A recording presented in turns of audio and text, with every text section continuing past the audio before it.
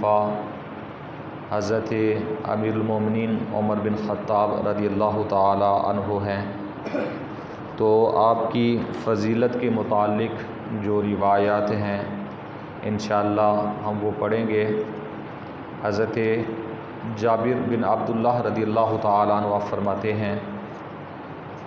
قال لی عمر کان اول اسلامی ان ضرب اخت المخاض فاخرجت من البیت فدخلت فی استار الکعبہ فی لیلۃ قارہ۔ حضرت جابر فرماتے ہیں کہ حضرت عمر بن خطاب رضی اللہ تعالی عنہ نے مجھے اسلام میں داخل ہونے کا جو واقعہ ہے وہ بتایا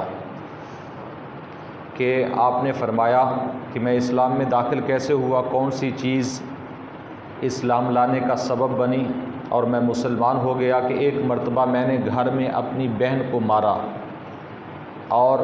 کسی وجہ سے مارنے کے بعد میں گھر سے باہر نکلا، اندھیری رات تھی تو میں کعبہ کے پردوں میں جا کر چھپ گیا۔ حضرت عمر رضی اللہ تعالیٰ عنہ فرماتے ہیں کہ فدخلت فی استار الکعبہ فی لیلۃ قارہ، اندھیری رات کے اندر خانہ کعبہ کے پردوں میں گیا اور چھپا۔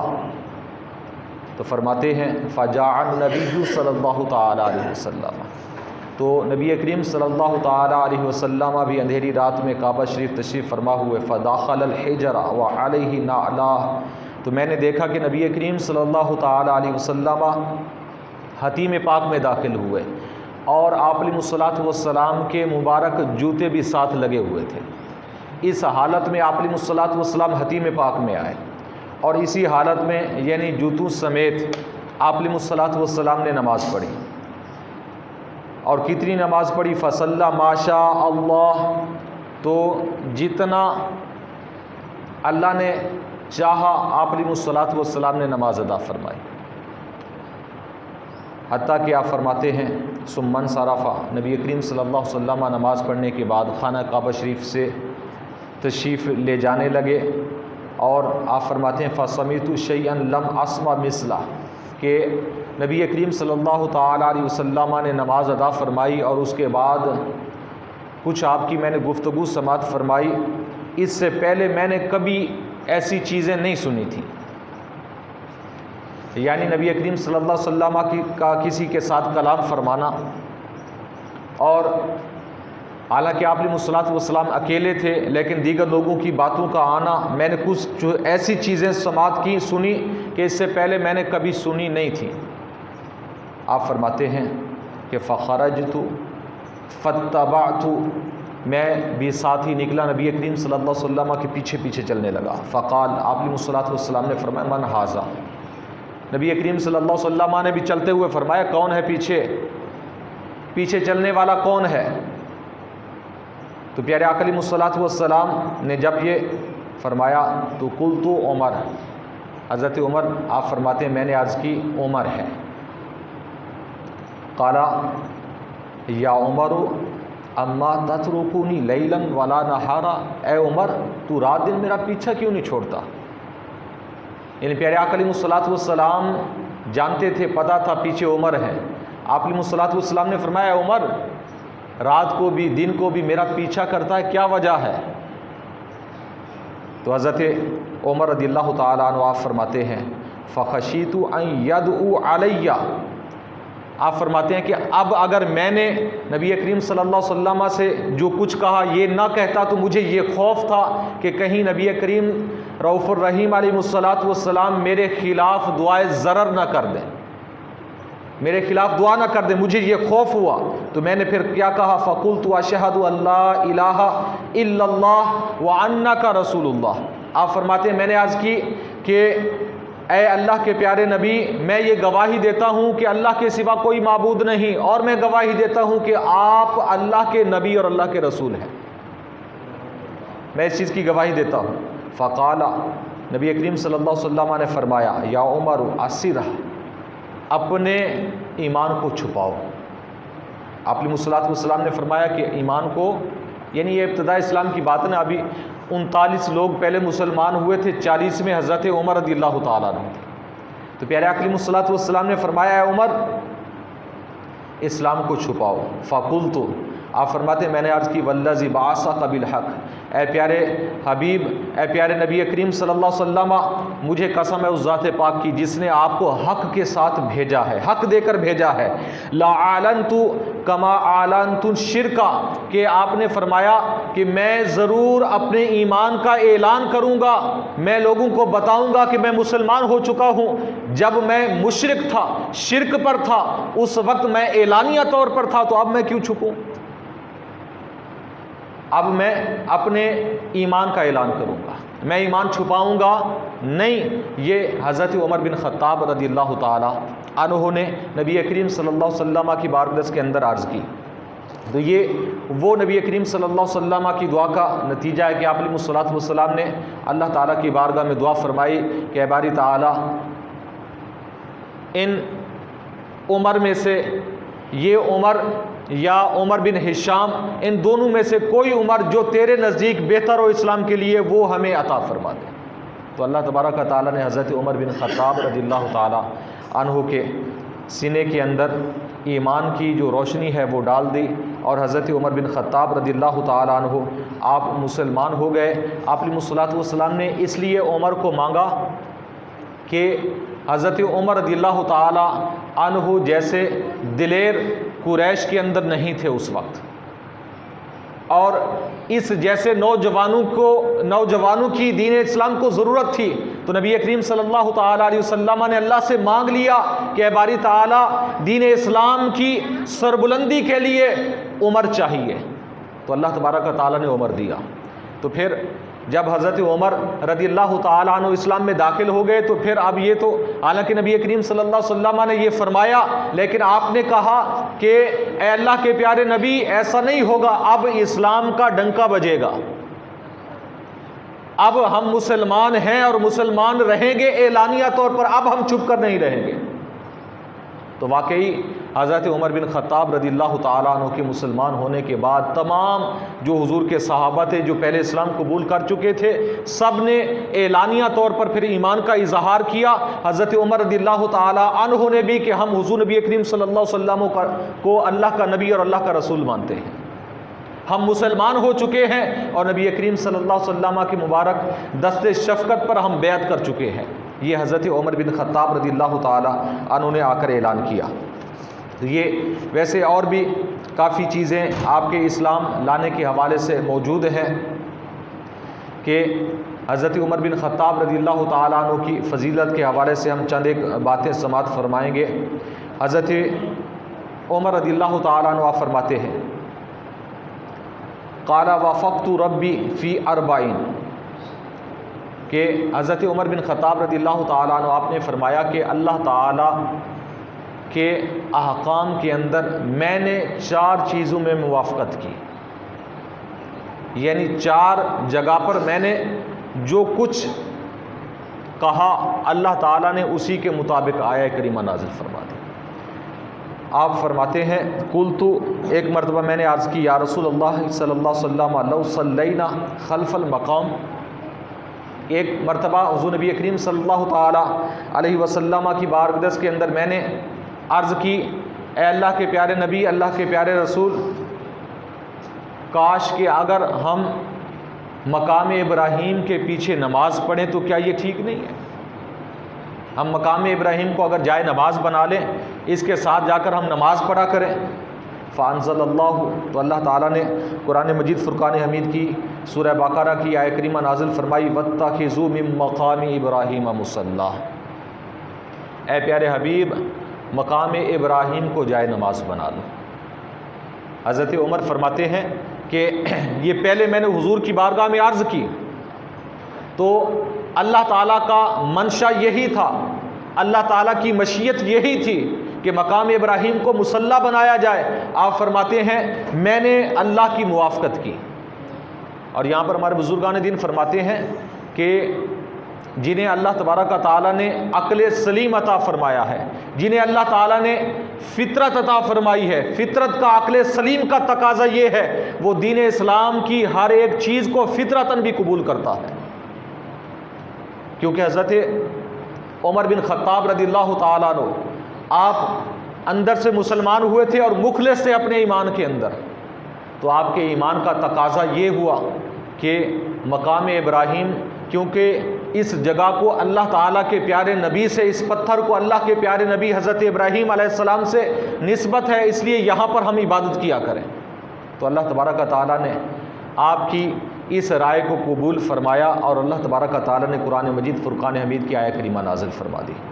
اور آپ فرماتے ہیں وَقُلْتُ یا رسول اللہ صلی اللہ علیہ وسلم، ایک مرتبہ میں نے عرض کی نبی کریم صلی اللہ علیہ وسلم کی بارگاہ کے اندر کہ اللہ کے رسول لو ضربت علی نسائک الحجاب، کہ اگر آپ اپنی پاک بیویوں کو، اپنی پاک ازواج کو پردے کا حکم دیں، فَإِنَّهُ يَدْخُلُ عَلَيْهِنَّ الْبِرُّ وَالْفَاجِرُ، کہ پیارے حبیب صلی اللہ علیہ وسلم آپ کے پاس ہر قسم کے لوگ آتے ہیں، آپ کے پاس نیک بھی آتے ہیں اور فاجر بھی آتے ہیں، گناہ گار بھی آتے ہیں، اس لیے میری غیرت یہ گوارا نہیں کرتی کہ ہر ایک شخص آپ کی ازواج کو آ کر دیکھے۔ آپ اگر پردے کا اپنی ازواج کو حکم دیں تو کیا ہی اچھی بات ہے، یہ حضرت عمر رضی اللہ تعالیٰ عنہ کی غیرت ہے۔ ابھی اسلام میں پردے کا حکم نہیں آیا تھا، حضرت عمر بن خطاب رضی اللہ تعالیٰ عنہ کی غیرت کا یعنی ایمان کا تقاضا یہی تھا کہ نبی کریم صلی اللہ تعالیٰ علیہ وسلم کی پاک جو بیویاں ہیں وہ ہر ایک شخص کے سامنے نہ آئیں، ہر ایک شخص ان کے سامنے نہ آئے اور ان سے بات چیت نہ کرے، کیونکہ اس سے پہلے تمام لوگ بات چیت بھی کیا کرتے تھے، پردہ نہیں تھا۔ تو حضرت عمر بن خطاب رضی اللہ تعالیٰ عنہ نے جب حضور نبی کریم صلی اللہ علیہ وسلم کی بارگاہ کے اندر یہ عرض کی تو اللہ تبارک و تعالیٰ نے حجاب کی آیہ کریمہ نازل فرما دی، سورہ احزاب کی یہ آیہ کریمہ کہ وَإِذَا سَأَلْتُمُوهُنَّ مَتَاعًا فَاسْأَلُوهُنَّ مِنْ وَرَاءِ حِجَاب۔ اللہ تبارک و تعالیٰ نے فرمایا پیارے حبیب اپنی پاک بیویوں کو یہ حکم دیں آپ، اور لوگوں کو حکم دیں کہ اگر کوئی چیز ان سے مانگنی ہے تو وہ پردے کے اندر مانگے۔ تو اللہ تبارک و تعالیٰ نے پردے کا حکم دے دیا، پردے کی آیات پھر نازل ہو گئیں۔ اور اس کے علاوہ حضرت عمر بن خطاب رضی اللہ تعالیٰ عنہ آپ فرماتے ہیں کہ میں نے حضور نبی کریم صلی اللہ تعالیٰ علیہ وسلم کی بارگاہ کے اندر ایک مرتبہ عرض کی کہ جب آیہ کریمہ یہ قرآن مجید فرقان حمید کی نازل ہوئی کہ وَلَقَدْ خَلَقْنَا الْإِنسَانَ مِنْ سُلَالَةٍ مِنْ طِينٍ، کہ اور اس کی آخری آیت ثُمَّ أَنشَأْنَاهُ خَلَقًا آخر، کہ جب یہ آیہ کریمہ نازل ہوئی تو آپ فرماتے ہیں اس وقت میں نے یہ کہا قُلْتُ أَنَا تَبَارَكَ اللَّهُ أَحْسَنُ الْخَالِقِينَ، کہ حضرت عمر بن خطاب رضی اللہ تعالیٰ عنہ نے یہ الفاظ اپنی طرف سے اللہ تعالیٰ کی حمد میں، اللہ تعالیٰ کی ثنا میں کہے کہ اللہ تعالیٰ کی ذات بہت بابرکت ہے اور بہت ہی اچھی تخلیق کرنے والی ہے۔ تو اللہ تبارک و تعالیٰ نے یہ میرے الفاظ حضرت عمر فرماتے ہیں کہ فَتَبَارَكَ اللَّهُ أَحْسَنُ الْخَالِقِينَ اسی آیہ کریمہ کے آخر میں نازل فرما دی ہے، یعنی وہ آیہ کریمہ کے پھر الفاظ بن گئے کہ جو حضرت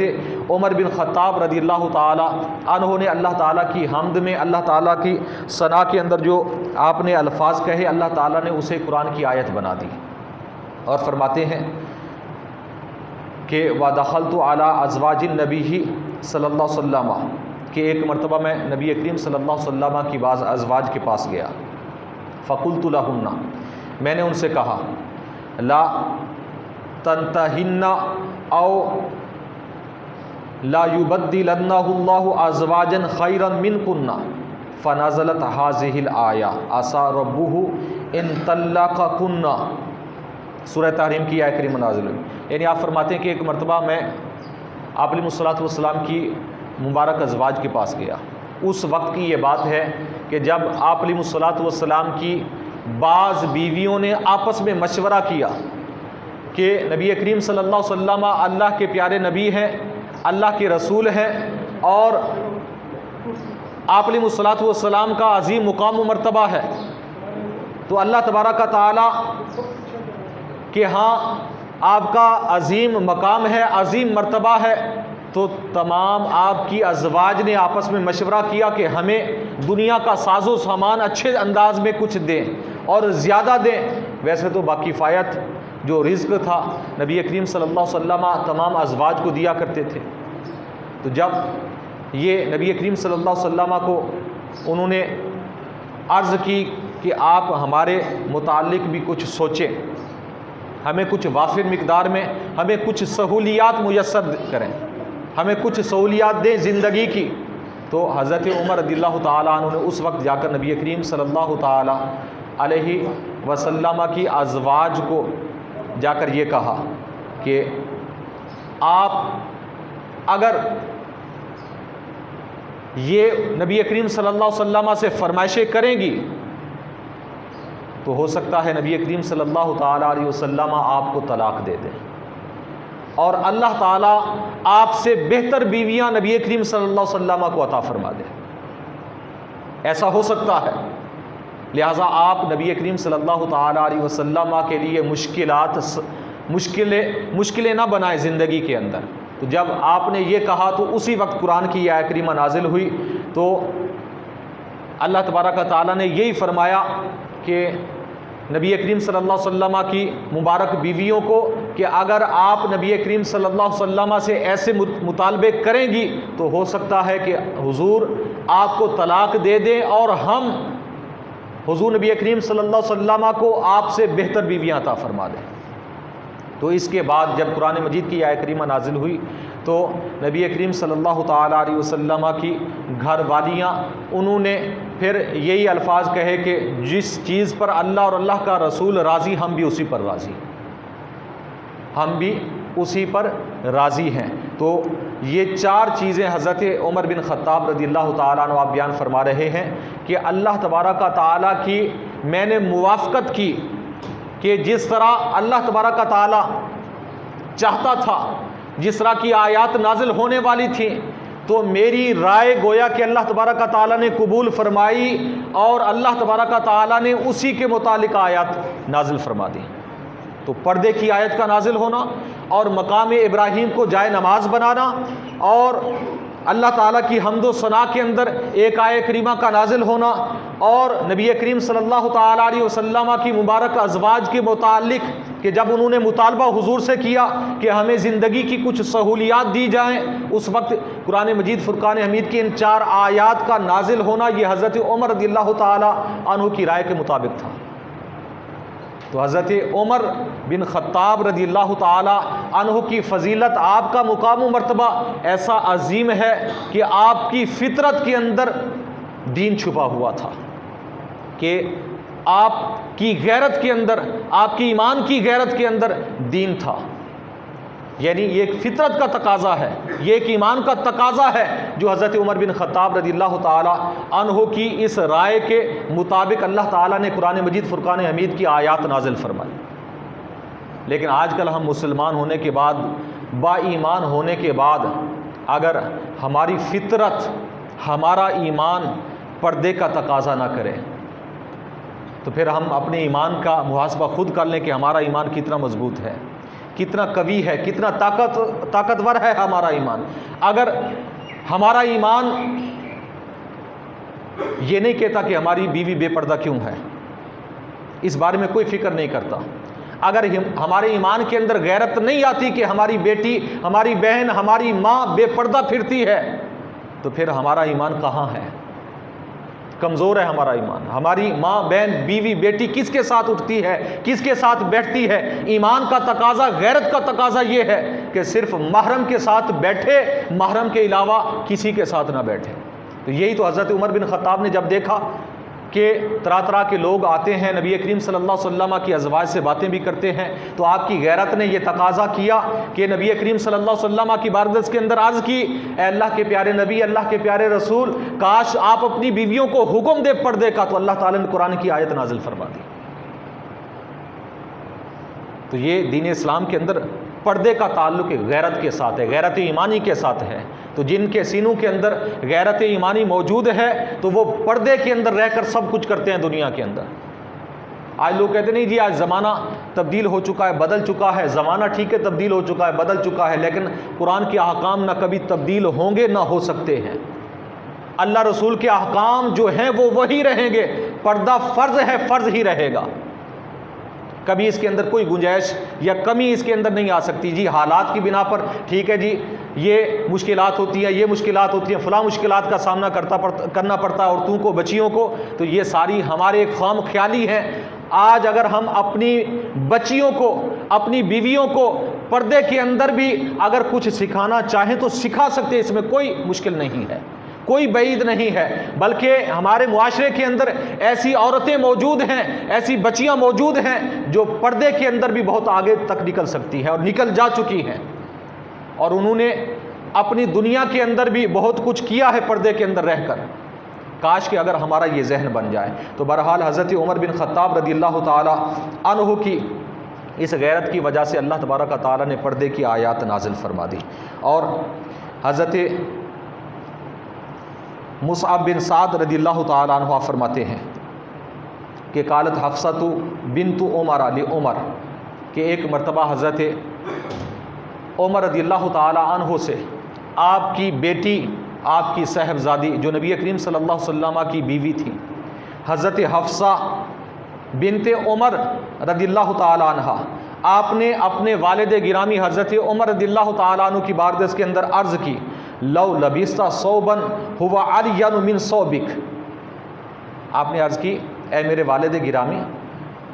کاش اگر آپ کوشش کریں آپ جو لباس پہنتے ہیں اس سے آپ نرم و نازک لباس پہن لیں، آپ اچھا لباس اس سے پہن سکتے ہیں، وہ پہنے آپ. واکلت طعاما هو اطیب من طعامک، اور جو آپ کھانا کھاتے ہیں اتنا سادگی کا، آپ وقت کے خلیفہ ہیں، آدھی دنیا کے بادشاہ ہیں،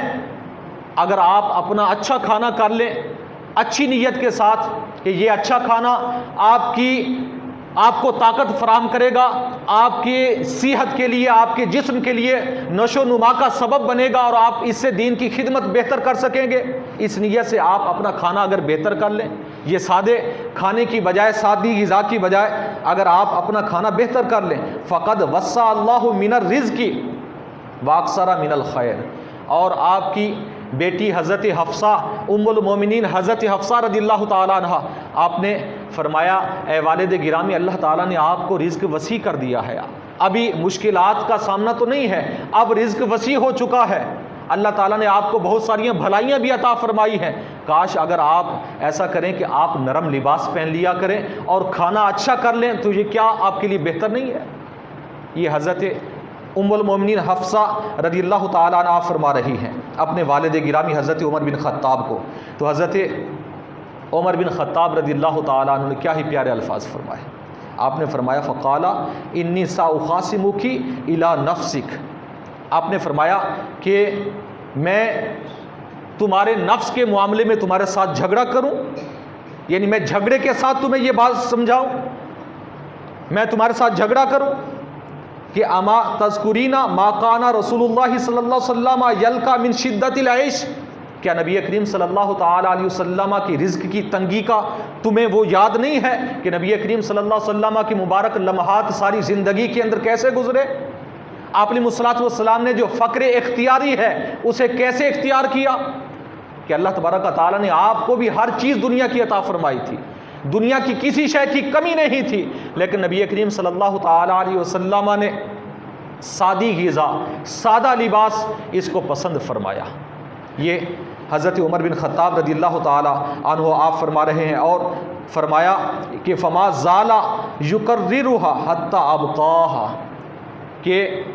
یہی الفاظ بار بار حضرت عمر کی پھر زبان پر جاری ہو گئے کہ کیا تمہیں یاد نہیں کہ نبی کریم صلی اللہ علیہ وسلم کی زندگی کیسی گزری؟ کیا تمہیں یاد نہیں کہ حضور کی زندگی کیسے گزری؟ یہ بار بار الفاظ فرماتے فرماتے حضرت عمر رو پڑے، اپنی بیٹی کے سامنے حضرت عمر رو پڑے کہ، اور روتے روتے بعد میں کہا واللہ ان قلت ذالک انی واللہ ان استطعت لا اشارکنا بمثل عیشہم الشدید لعلی ادرک عیشہا المرخی. آپ رضی اللہ تعالیٰ عنہ نے روتے روتے یہ الفاظ فرمائے کہ میں یہ چاہتا ہوں کاش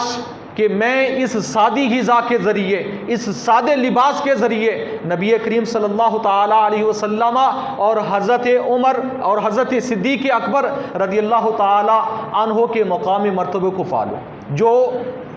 رزق کی تنگی کا، یعنی جو فقر کی فضیلت ہے، اور فقر سے جو ثواب اور اجر ملے گا، نبی کریم صلی اللہ علیہ وسلم کو اور حضرت صدیق اکبر کو، میں اس وجہ سے اپنا کھانا اچھا نہیں کرتا، سادہ کھانا کھاتا ہوں، سادہ لباس پہنتا ہوں، کہ میں وہ اجر پانا چاہتا ہوں جو اجر نبی کریم صلی اللہ علیہ وسلم کو اور صدیق کو ملنے والا ہے۔ آپ کا مقام و مرتبہ دیکھیں اور آپ کی سادگی کا اندازہ لگائیں کہ سادگی کا یہ عالم، حالانکہ یہ ساری چیزیں جائز تھیں کہ آپ نرم لباس اگر پہنتے تو پہن سکتے تھے، وقت کے آپ بادشاہ تھے، وقت کے حاکم تھے، اور آدھی دنیا کے بادشاہ، آدھی دنیا پر حکومت کرنے والے، ان کا لباس ایسا سادہ کہ لوگ جب آتے تو کہتے یہ عمر ہے جن کا بڑا نام سنا ہے، جنہوں نے آدھی دنیا تک فتح کی ہے، یہ عمر ہے؟ ایسی سادگی کا انداز کہ لوگ حیران ہو جاتے تھے۔ تو یہ اسلامی حکمران ایسے ہوتے ہیں، یہ وہ اسلامی حکمران ہیں کہ جنہوں نے دین اسلام کی فتح کا باب جو ہے وہ وسیع سے وسیع تر کیا، اور ان کا عالم دیکھیں، ان کے حالات دیکھیں، ان کی زندگی کو پڑھ کر دیکھیں اور اسلامی تاریخ کو پڑھ کر دیکھیں کہ اسلامی حکمران جتنے آئے ہیں ان کا عالم کیا ہوا کرتا تھا۔ آج تو ہمارے ہاں جو ہمارے حکمرانوں کا جو پروٹوکول ہے، صرف یہی دیکھیں، خدا کی قسم کروڑوں اربوں روپے لگ جاتے صرف پروٹوکول پر، اور لاکھوں کروڑوں کا صرف ان کا کھانا ہے چند مہینوں کا، اور پھر کہتے ہیں کہ جی ہم اسلامی نظام قائم کریں گے یا اسلامی ریاست بنائیں گے۔ تو ایسا نہیں ہے، اسلامی ریاست بنانے کے لیے سب سے پہلے بندے کو مسلمان ہونا چاہیے، اس کے بعد پھر اپنے چہرے پر سنت رسول سجانی چاہیے، اس کے بعد اپنے سر کو سنت کے مطابق کرنا چاہیے۔ ہاتھ میں تسبیح پکڑنے سے دین نہیں آ جاتا،